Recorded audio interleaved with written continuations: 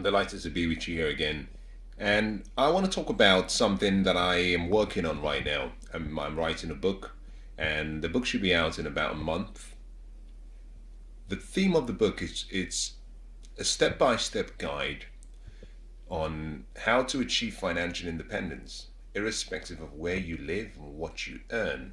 Yes, there is a minimum amount that is necessary, but in the book, I'm trying to show how anyone can achieve financial independence on a basic salary.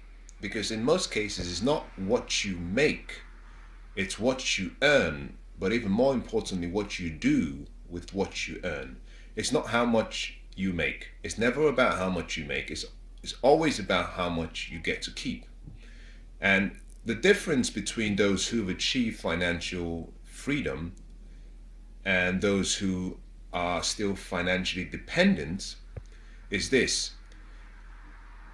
The people who have achieved financial wealth and freedom understand the importance of strategy, discipline, patience. They understand the importance of working and living within their means whilst trying to expand that means. And what struck me today was this, as I started to think back on my experiences and how I started my journey.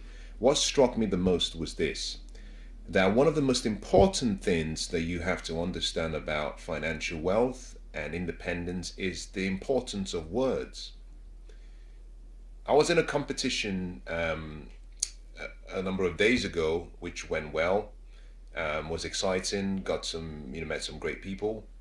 And during a conversation I had with two people, I said something that came across as slightly foreign. We were talking about properties and real estate, and I made a statement about the definition of the word assets and liabilities.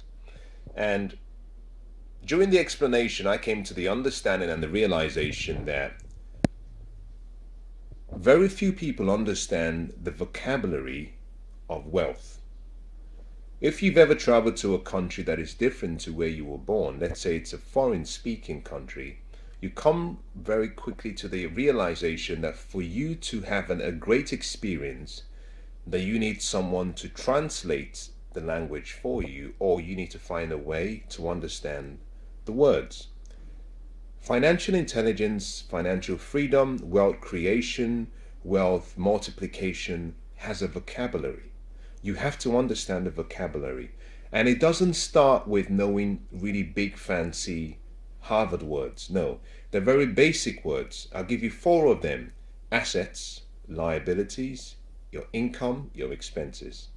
The most important word I would say, however, amongst all those four, is one that I haven't even talked about.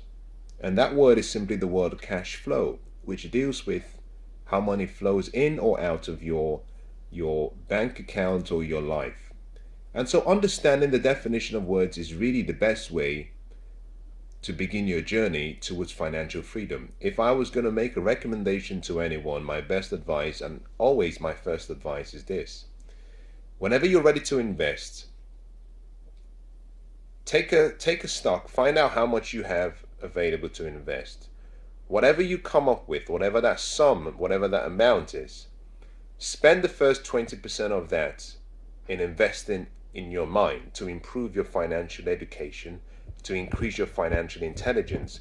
And the reason for that is simply this: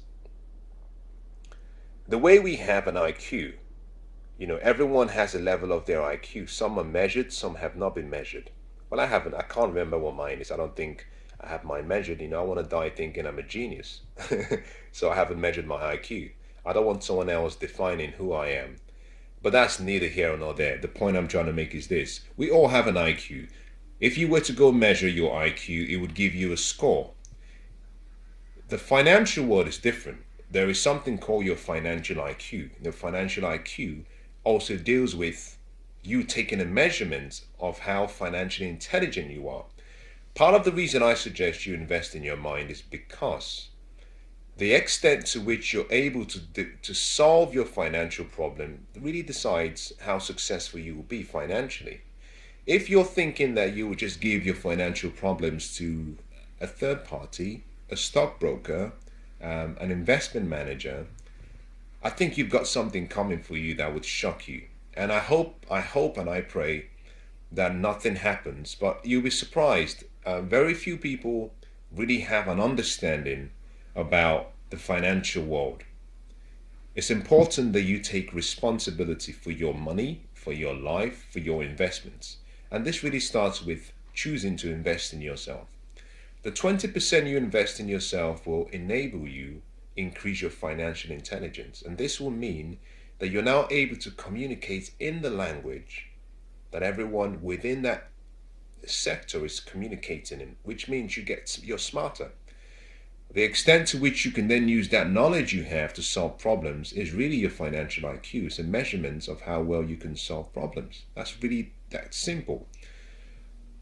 Understanding vocabulary is important. So if I was going to encourage you to do something, I would encourage you to think about getting yourself a number of books. Now, let me give you about two or three books that I would suggest that you consider getting. The first is a classic book that I think is worth any penny. Whatever you pay for it, I think is worth it. The name of the book is called The Richest Man in Babylon by George Clason. A remarkable book. I like the book particularly because it's somewhat written like a story. So if you're one of those who you do not enjoy reading, you can still read the book and it's like a story. But I believe in that book has in it contains some of the greatest financial lessons and recommendations that anyone can understand. That is the first book I would recommend. I would say the second book I would recommend for someone who is not particularly familiar with the financial world and is trying to get into it, I would say go for Rich Dad, Poor Dad by Robert T. Kiyosaki. As a matter of fact, I believe any book that he's written would do you so much great. It will do you so much good if you can get it. But start with Rich Dad, Poor Dad, because Richard, again, deals and writes that book like a story. And he explains it as though he was writing it to a 9-year-old. But when you read it, it doesn't feel like it's being addressed to a 9-year-old. But it's so simply written that it's almost impossible to finish the book and not have almost a light bulb moment where you think, wow, I can't believe I never knew this. Try those two books, invest in yourself, because the quality of your life will really be a reflection of the quality of the investments that you've made in yourself.